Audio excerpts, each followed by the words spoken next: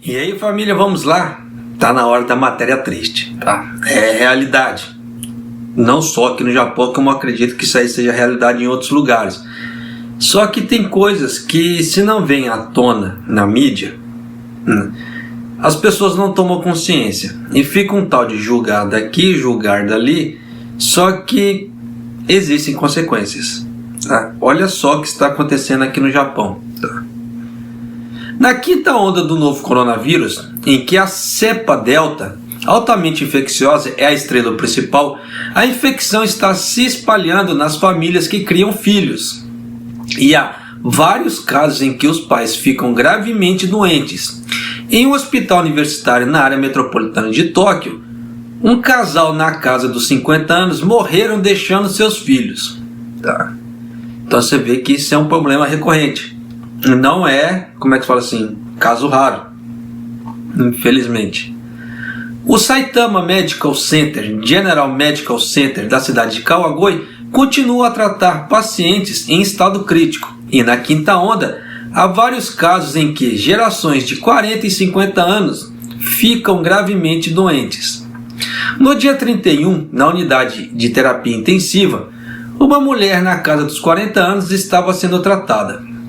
A mulher vivia com o marido na casa dos 50 anos e seu filho adolescente, mas em meados de agosto a criança teve febre e foi confirmada com a infecção, do novo coronavírus.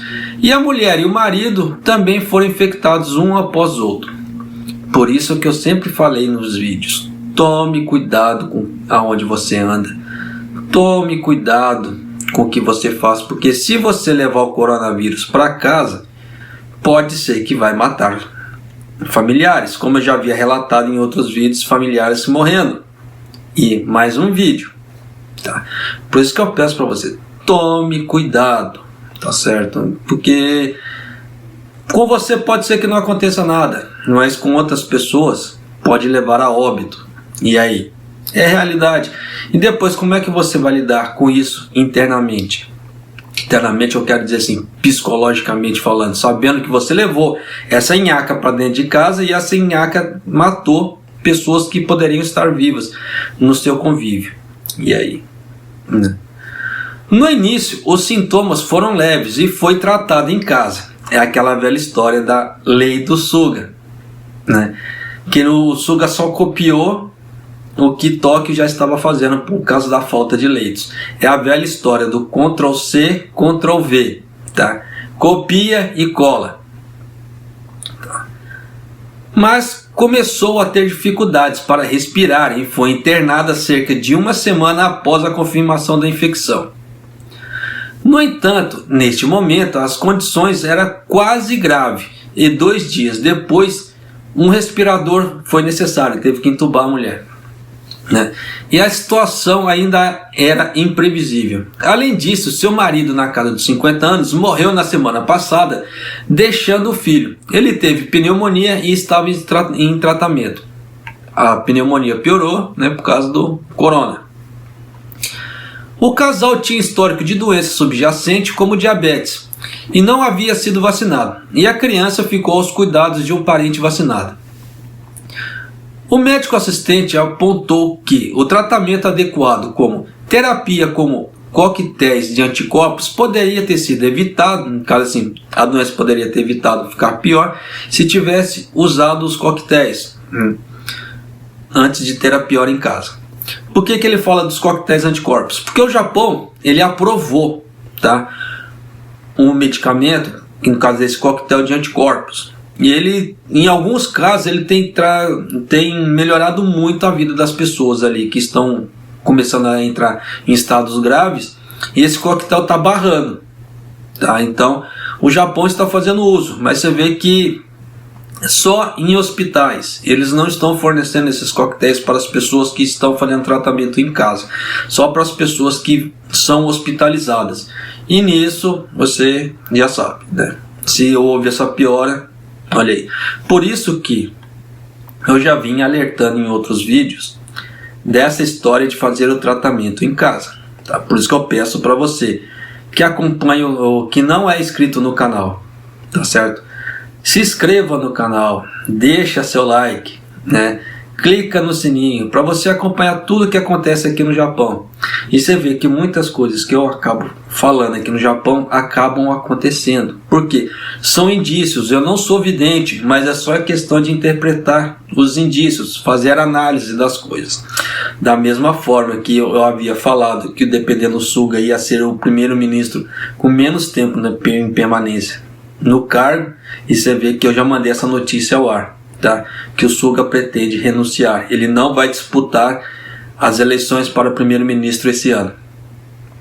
Olha aí. Tá? Então você vê que muito do que eu já venho falando vem acontecendo. Por quê? São indícios que vai sendo apontados. É questão de análise, tá? Não é questão de evidência. Mas continuando. O professor Hideaki Oka, do Departamento de Doenças Infecciosas, disse: há muitos casos em que a infecção se espalha na família e os pais ficam gravemente doentes. Atividades sociais são inevitáveis para as pessoas que têm filhos, e nisso o risco se eleva muito. Quem tem filhos sabe que não dá para deixar de ter atividades físicas, atividades sociais, até porque a criança precisa queimar energia, esse tipo de coisa. Ela está em fase de aprendizado, então ela está começando a aprender no mundo, então estimular a criança é muito importante nesse ponto. Só que tem que se tomar cuidado. Além disso, famílias inteiras ficam pior e necessitam usar respiradores, e quando isso acontece é um desastre. E quando passa essa situação, o próximo passa, tipo assim, passa o próximo, quando isso passa, no caso da situação que ele quis dizer é o seguinte: quando há melhora da pessoa e a pessoa sai do hospital, ou a pessoa bate as canelas, vai para a terra do pé junto, abre leito, o próximo paciente já está chegando, tornando isso o campo de batalha médico. Tornou-se uma situação difícil, complicado. Então você vê que precisa vir médicos na mídia relatar certas coisas para ver que as pessoas tomem consciência, porque mesmo se desenhando, eu acho que as pessoas não analisam isso. Eu falo isso por quê? Por causa da carga médica nos hospitais. Em vez das pessoas tentarem fazer alguma coisa para aliviar a carga médica, não. Fazem mais coisas para poder piorar a situação do médico. Eu não estou falando só questão de coronavírus, tá? Tem pessoas que enchem o melão e vai dirigir. Aí bate o carro, o médico tem que ir lá socorrer a desgraça dessa pessoa. Desculpa, não gosto de usar essa palavra. Mas tem que ir lá socorrer a miséria dessa pessoa que fez cagada. Desculpa o termo, mas fez cagada. Então foi lá dar mais trabalho pro médico. Sendo que se não tivesse, mesmo que bebesse, se não tivesse pego na direção, poderia ter evitado um acidente. Então poderia ter pego um táxi ou pedido carona para um amigo, sei lá, né? Menos dirigido. E acontece. Então esse é um dos pontos. E fora outros pontos que acontecem por aí, tá? Que as pessoas entram em situação de risco sem necessidade. Então traz mais carga, né, para o médico, sabendo que a parte dos médicos já está aqui, ó, estrangulada. Isso não é só no Japão, tá? No Brasil também, em outros lugares do mundo é a mesma coisa. Falta de consciência das pessoas.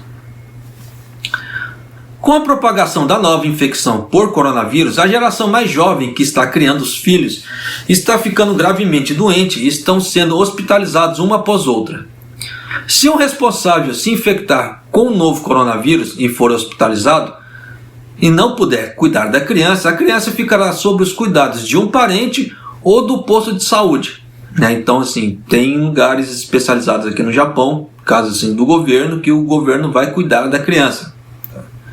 Até agora, 21 crianças de 4 a 15 anos foram cuidadas neste ano. E quanto a quinta onda se espalha, o número de famílias que estamos lidando ultrapassa o número do ano passado. Tá? Isso aqui só na ala de Tóquio, tá? Katsusuke Nishikawa, chefe da divisão de crianças da família da ala de Minato em Tóquio, disse: em alguns casos, os pais e irmãos são todos positivos e só resta a criança pequena. Mesmo que os pais precisem ser hospitalizados, eles podem se concentrar no tratamento em paz, sabendo que a criança está sendo cuidada. Sim, porque tem centros, Tá? O Japão criou centros para cuidar dessas crianças 24 horas por dia. Tá certo? Mas você vê que falta de consciência, dependendo, leva o coronavírus para dentro de casa e infecta a família inteira. E nisso você vê que está deixando crianças órfãs no Japão. Dependendo, vai ser uma geração de crianças órfãs. E aí? Você vê que isso é só o caso, entre aspas, de Tóquio, tá? Se a gente levar em conta o Japão inteiro, os números de casos são muito maiores. E a mesma coisa no resto do mundo. Então você vê que está se tornando uma geração, o coronavírus está fazendo uma geração de crianças órfãs. Isso psicologicamente falando, o que vai trazer nas pessoas? Muita coisa. Tá? E qual é o resultado? Só dá para saber ao longo do tempo, não dá para falar agora. Tem pessoas que vão tirar de letra, tem pessoas que vão ficar com aquele trauma. E aí? Tem como saber?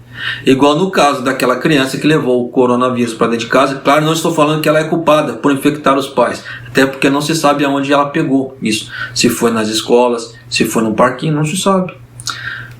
Há uma coisa que acontece aqui no Japão, eu não sei se acontece no Brasil, tá? Porque eu não estou no Brasil, então não posso falar. Mas aqui no Japão você vê muitas pessoas nos supermercados ou em alguns lugares com crianças até usando máscara, mas a máscara está aqui.